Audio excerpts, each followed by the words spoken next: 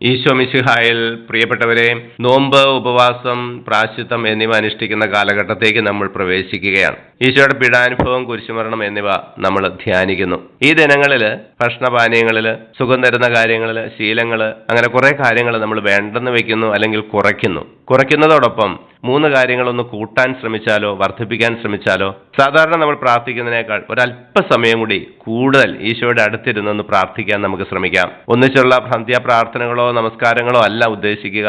വ്യക്തിപരമായി കുറച്ചു സമയം കൂടെ കൂടുതൽ നമുക്ക് പ്രാർത്ഥിക്കാം. രണ്ടാമതായി, ഈശോയെ നമ്മുടെ ചുറ്റുമുള്ളവരെയും കുറച്ചും കൂടെ കൂടുതൽ സ്നേഹിക്കാൻ ഈ ദിനങ്ങളിൽ നമുക്ക് ശ്രമിക്കാം. വാക്കുകൊണ്ട്, പ്രവൃത്തി കൊണ്ടൊക്കെ സ്നേഹം പ്രകടിപ്പിച്ചുകൊണ്ട് കൂടുതൽ സ്നേഹം പ്രകടിപ്പിക്കാൻ നമുക്ക് സാധിക്കട്ടെ. മൂന്നാമതായി, കുറച്ചും കൂടെ നന്മ മറ്റുള്ളവർക്ക് ചെയ്തു കൊടുക്കുവാൻ. ചിലപ്പോൾ നമ്മൾ ഒരു സഹായം പോലും ചെയ്യാത്തവരുണ്ടാകാം. അവർക്കൊക്കെ എന്തെങ്കിലുമൊക്കെ സഹായം വീടുകളിൽ, നമ്മുടെ സ്ഥാപനങ്ങളിൽ നമ്മെ കൊണ്ട് ചെയ്യാൻ പറ്റുന്നത് നോക്കിയും കണ്ടും ചെയ്തു കൊടുക്കാൻ ശ്രമിക്കാം. അങ്ങനെ കുറയ്ക്കുന്നതോടൊപ്പം 3 കാര്യങ്ങളിൽ കൂട്ടുകൂടി ചെയ്ത് നോമ്പ് അനുഗ്രഹമുള്ളതാക്കി മാറ്റാം. ഈശോയെ, ഞങ്ങളെ അനുഗ്രഹിക്കണമേ, ഇപ്പോഴും എപ്പോഴും എന്നേക്കും. ആമേൻ.